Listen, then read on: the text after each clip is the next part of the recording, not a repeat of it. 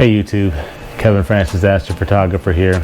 If you've been following my channel since the beginning, you know that this channel is all about my journey in astrophotography, and along the way I come up with some things that help.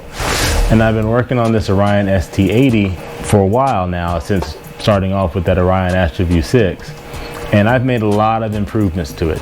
So I've been really happy with it until now. I'll take you back a few weeks to show you what I'm talking about. It was really a bad day, or night. It was really a bad night. I broke a lot of stuff on that telescope, and yeah, let's just get into that.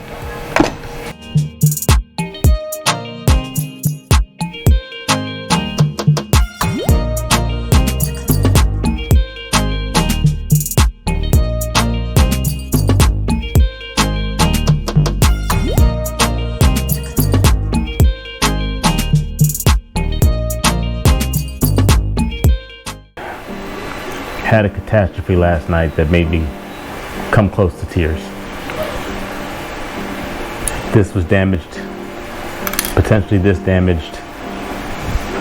This I know was damaged. It's all my fault. My actions did this. So then this happens. My mount was told to go to park, and it decided to go to park backward. I don't know why.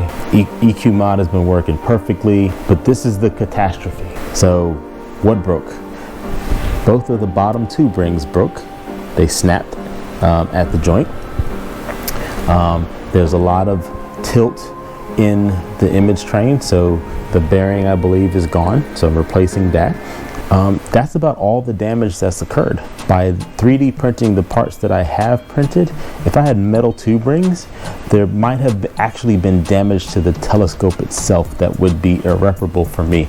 And so I am happy that the weakest part, in terms of the full load of what that mount put on it, is the right thing to break. So that way the camera was survived, the telescope survived, it all survived the situation in a way that was what is now to me one of the best reasons to 3D print some of these things for your telescope, because accidents happen. We're human.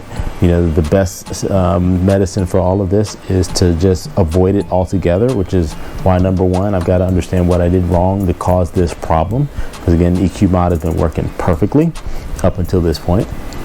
But yes, things do happen, and 3D printing for me has allowed me within less than 24 hours to get this telescope back on the mount and creating photos.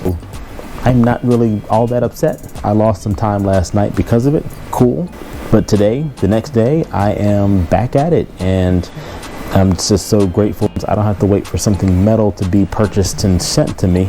I just go ahead and make it, and I'm back in business, and I saved a whole lot of time. So, all right, so now that you've seen the recovery after this most horrific event, let me show you the Rosette Nebula, which is the photo that I did capture in the days after. So we're going to go back in time again up to today, and then I'm going to show you what telescope I'm moving to next, which, because it's galaxy season, makes all the sense in the world for me to do. With everything that I've learned with the previous two telescopes, I got a lot to do to get it ready for capturing photons of galaxies.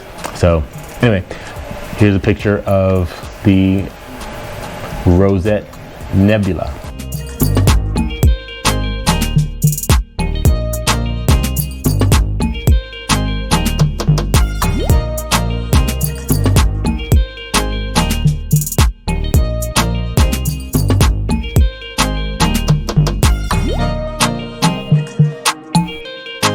Alright, so let's talk about this Meade ETX 125 that I purchased very early on in my astrophotography career, and I realized I wasn't ready for it. So a few years later, fast forward, here it is. I'm getting ready to use it for galaxy season. So what you see right here with the USB guide scope, ZWO ASI 183 MC Pro. Anyway, I'm looking forward to this. It's going to be fun, as I always do. I want to make sure you guys are aware that The sky is only the limit when your mind's unwilling to fly. So let's go beyond. That's exactly what I try to do on a regular basis. See you next video. Thanks for watching.